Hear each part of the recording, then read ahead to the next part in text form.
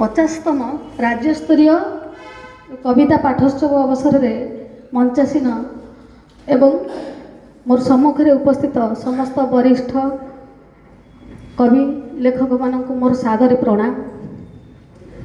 मोर आज कवितार शीर्षक होउछि मनुष्यर मायाजाल और निरीह व्यक्तित्व।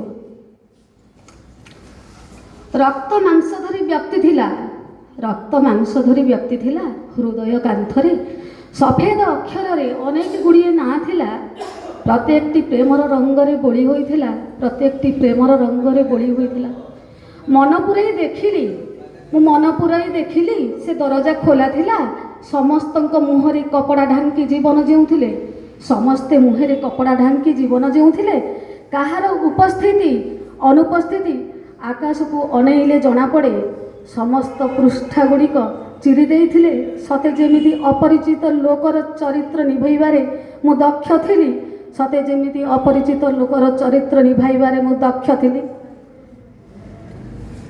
गला जन्मर ऋणर शिकुली, गला जन्मर ऋण शिकुली बांधी होइथिला।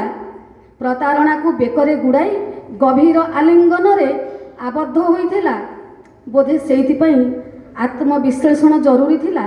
तथापि मायाजाल रे छंदी होइथिली, तथापि मो मायाजाल रे छंदी होइथिली।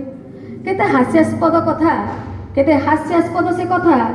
जेबे सड़खी चालिबा को अक्षम सेते बेले इलाकारे बिलुआ राजा तार भयानक दंडादेश जेमिति जंगलरु विताड़ित, सते जेमिति जंगलरु विताड़ित सारा परिवेश श्रृगाल अरण्य जालरे डोरीर केतक सप्तम छटपट आज राजा परी जीउथिबा प्राण, छटपटी आज राजा परी जीउथिबा प्राण।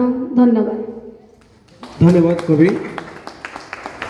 सतरे आज छटपट मनुष्य जीवन बेले बेले इच्छा हुए भाविबा को कि विचित्र सृष्टि आठू बड़ विचित्र तार स्रष्टा।